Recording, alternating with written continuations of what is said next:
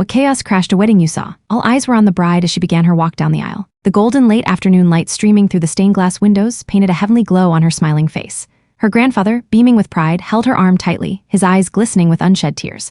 The groom stood tall and eager at the altar, his face alight with love and anticipation. The priest began the ceremony, his voice resonating through the hushed church. "Dearly beloved," he started, his words echoing the centuries-old ritual. Just as the bride reached the altar, the massive wooden doors of the church burst open.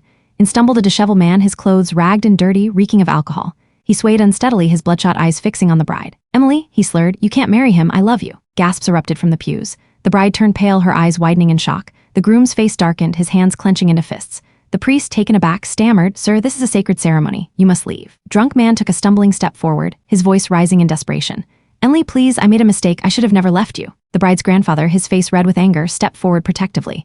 "You need to leave now," he growled. The man's eyes filled with tears, his voice breaking.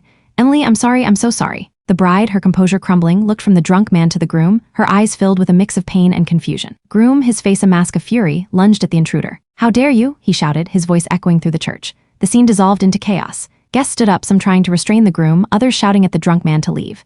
The bride, tears streaming down her face, collapsed into a pew, her sobs echoing through the sanctuary.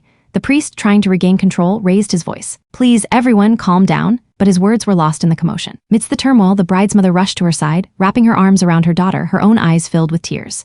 "It's okay, sweetheart," she whispered, her voice barely audible over the noise. "It's okay." As the chaos continued, the drunk man, his face a picture of despair, turned and stumbled out of the church, leaving behind a shattered silence.